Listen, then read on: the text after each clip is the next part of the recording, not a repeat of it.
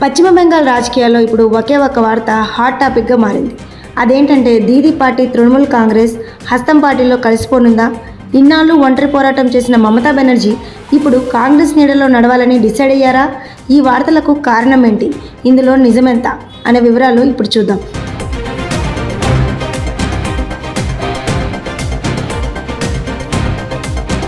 సొంత పార్టీ నేతల నుంచే మమతా బెనర్జీకి వరుసగా ఎదురుదెబ్బలు తగులుతున్నాయి.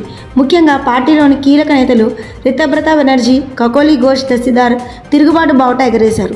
వీరిద్దరూ రెబల్స్ గ్రూపునకు నాయకత్వం వహిస్తుండటంతో తృణమూల్ కాంగ్రెస్లో తీవ్ర కలకలం రేగుతుంది. చాలామంది ఎంపీలు, ఎమ్మెల్యేలు వీరి వెంట నడుస్తూ అధిష్టానంపై తీవ్ర అసంతృప్తి వెళ్లగక్కుతున్నారు. ఇలాంటి గడ్డు పరిస్థితుల్లో పార్టీని కాపాడుకునేందుకు టీఎంసీ ఒక సంచలన నిర్ణయం తీసుకోబోతుందనే గట్టిగా ప్రచారం జరుగుతుంది.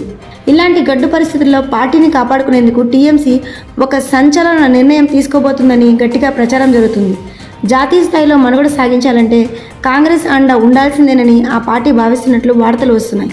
ఈ క్రమంలోనే మమతా బెనర్జీ నేతృత్వంలోని టీఎంసీ పూర్తిగా కాంగ్రెస్ పార్టీలో విలీనం కానుందన్న ప్రచారం దేశవ్యాప్తంగా సంచలనం సృష్టిస్తుంది.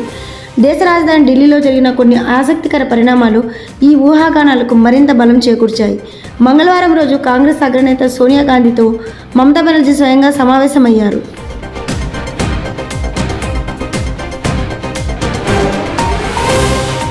ఆ మరుసటి రోజు టీఎంసీ కీలక నేత మమతా మేనల్లుడు అభిషేక్ బెనర్జీ లోక్సభలో విపక్ష నేత రాహుల్ గాంధీని కలిశారు.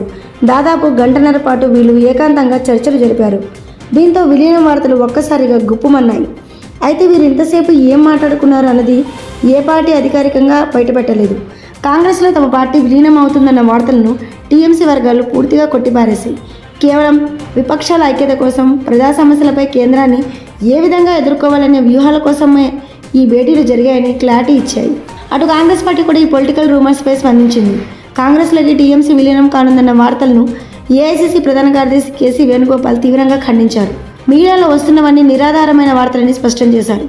ఇండియా కూటమిని మరింత బలోపేతం చేసే అంశాలపై మాత్రమే ఇరు పార్టీ నేతలు చర్చించారని తేల్చి చెప్పారు.